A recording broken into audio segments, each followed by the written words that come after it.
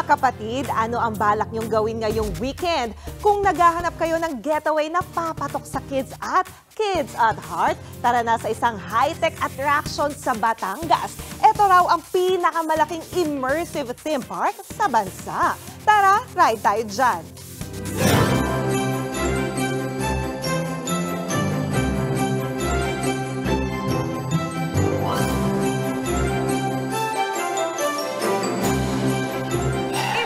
Ang inyong OOTD at mag-ready ng umaura dito sa pinakabagong pasyalan na kung saan pwede ka mag-feeling princess.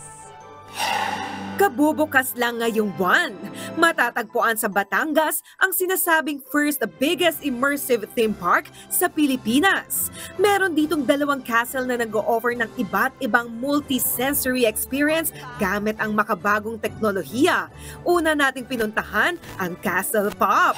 May sinihan. Talagang ang mga bata ma-enjoy. At eto, kita nyo to kanina, buong screen to, pero ang galing at nagawa nila to ng effects. May pausok at wow, parang nabasag or nabutas talaga, no? Naglalakihang bola. Oh, wow! This is so cool! Nag-iiba sila ng kulay. Okay, dito pag sinasabihan may music. Rides gaya na carousel at drop tower. Meron ding pillar lights. Daming colors.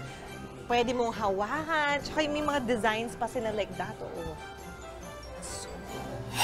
At parang totoong spaceship.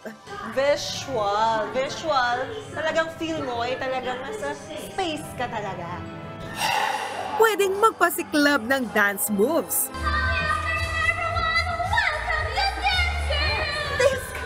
Let's go! I love the energy! At maglaro sa pool ng rubber duckies. So, ako lang talaga naglalaro. Pero masaya to mga kapatid. Maganapan tayo ng ducks dito. Our next stop, ang Castle Studio. May simulated flood experience. Galing ng concept nila. Parang nakakatakot no? Yung music nila parang pa-horror na rin tayo dito. Pero galing tingnan nyo mga kapatid. For the photo sa kumikinang na LED room, makakita ng UFO. Kilabot!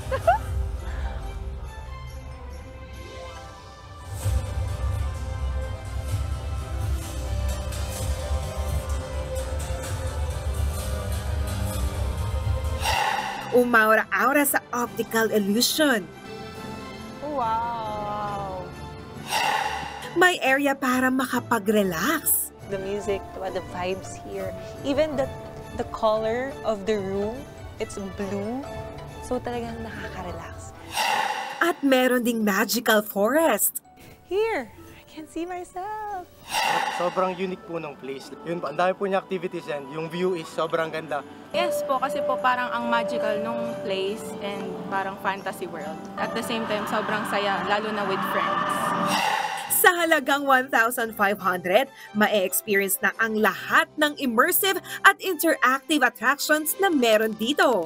Para sa Malacastle na experience na nandito lang sa Pilipinas, punta na dito sa tinaguriang Happy Place sa Tanawan, Batangas. Mga kapatid, samahan niyo ulit ako sa susunod nating adventure dito lang sa Ride Tayo Dyan. Mga kapatid, Jania Lipon po, laging maging updated sa latest sa entertainment and lifestyle para maging una sa balitaan. Bisitahin at mag-subscribe na sa social media pages ng News 5.